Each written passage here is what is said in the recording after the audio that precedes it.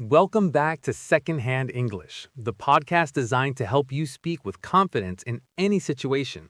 I'm your host, Avery. And I'm your co-host, Melody. We're so glad you've joined us for a very practical and important episode. That's right. Today we're stepping into the office. The topic is navigating workplace English. Using English at work can feel intimidating, especially for beginner and intermediate learners. Definitely. There's a certain way of speaking, a professional tone, that is different from casual conversation. But don't worry, we're going to break it down and make it easy. We are. We've chosen 4 very common workplace scenarios, and we're going to give you the exact phrases you need to handle them with confidence. So what are the 4 scenarios? First, participating in meetings. Second, writing professional emails. Third, having those informal chats by the coffee machine. And fourth, how to ask a colleague for help politely. That covers so much ground. By the end of this episode, you'll have a toolkit of phrases ready for your next day at the office. Ready to start, Melody? Let's get straight to it. Scenario 1, participating in meetings. Okay, meetings. This can be the scariest part. You want to contribute, but you're not sure what to say or when to say it. Let's start with something positive, how to agree with someone. Yes, showing agreement is a great way to participate. The simplest phrase is, I agree, but we can upgrade that. You could say, that's a great point, or I see what you mean. That's a great point is perfect. It validates your colleague's idea. Another strong one is, I'm with you on that. It shows you're on the same team. Another great way to show you're on the same page is to say exactly or absolutely. These are strong, simple words of agreement that can be very effective in a meeting. Those are all excellent. They show you're listening and that you value your colleague's contribution. It's a great way to build a positive atmosphere. Right. Now, what about the opposite? Disagreeing. This is much harder because you have to be very polite. So hard. The key is to be soft and indirect. Never just say, you're wrong. Instead, you can start by acknowledging their point. For example, I understand your perspective, but have we considered... That's a fantastic structure. Acknowledge, then pivot. Another way is to say, I see it a little differently. This phrase shows it's your opinion, not a direct attack on their idea. Or even, that's one way to look at it. Another way could be, this invites discussion instead of creating conflict. That's a very diplomatic approach. It keeps the conversation constructive rather than confrontational. The goal is to find the best solution together, not to win an argument. Okay, so we can agree and disagree. But what if you need to say something while someone else is talking? How do you interrupt politely? The magic word is sorry. You can say, sorry to interrupt, but I have a quick question. Exactly. Another great one is, may I jump in here for a second? It's a question, so it's very respectful. It gives them a chance to say one moment. Right. Or if you want to add to their point, you can say, if I could just add something quickly. This shows your contribution will be brief and relevant. And the timing of your interruption is also key. Try to wait for a natural pause in the conversation. Interrupting mid-sentence is much more disruptive than waiting for a moment of silence. Another point about disagreeing is to offer a solution. Don't just say, I'm not sure about that idea. Instead say, I'm not sure about that idea. What if we tried this instead? It shows you're a problem solver. Perfect. So that covers meetings. Let's move on to our second scenario, writing professional emails. This is something you probably do every single day. Absolutely. And there's a definite structure to a good work email. Let's start with the greeting. What are some safe professional options? The most common and friendly one is, hi, name, followed by a comma. It works for almost everyone. If it's more formal, you can use dear name, followed by a comma.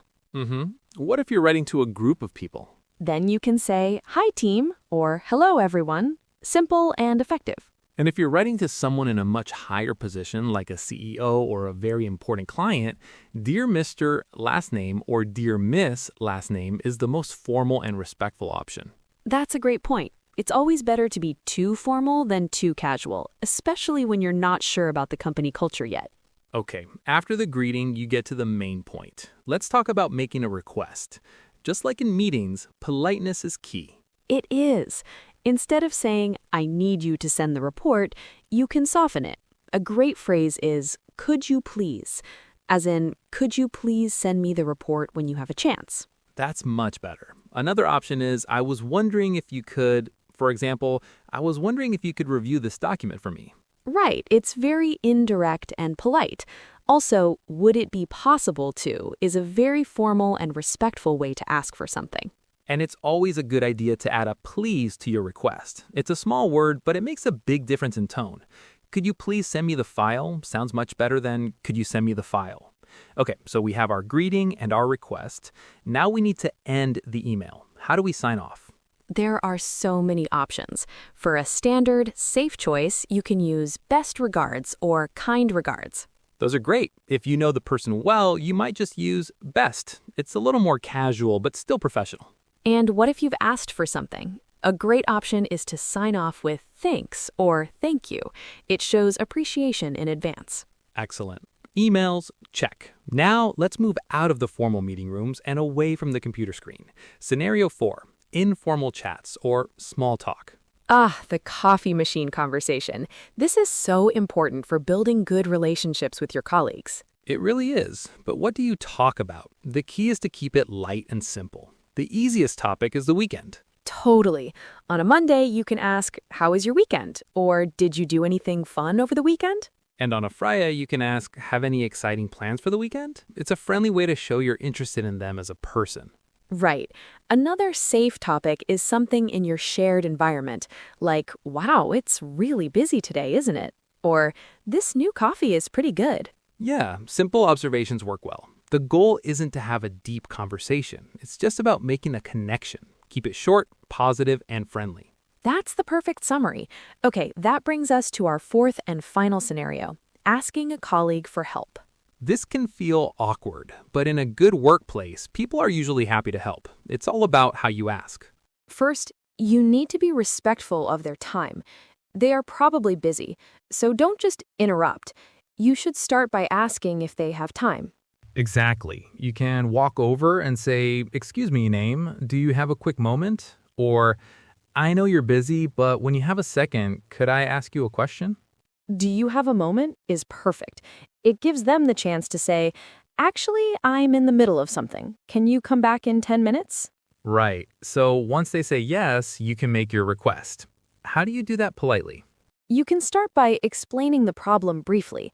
I'm having a bit of trouble with this spreadsheet. Then make the request. I was wondering if you could show me how to do the formula.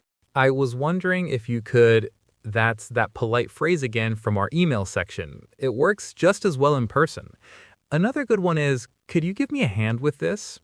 Give me a hand is a friendly idiom for help me. It is. And always, always remember to thank them sincerely afterwards. Thank you so much. I really appreciate your help. Or, you're a lifesaver. Thank you. A little gratitude goes a long way. Wow, that was a lot of great practical advice. I think it's time for a quick recap. Let's do it. For meetings, remember to agree with, that's a great point. Disagree politely with, I see it a little differently. And interrupt with, sorry to interrupt, but... For emails, start with, hi, name. Make requests using could you please, and sign off with best regards or thanks.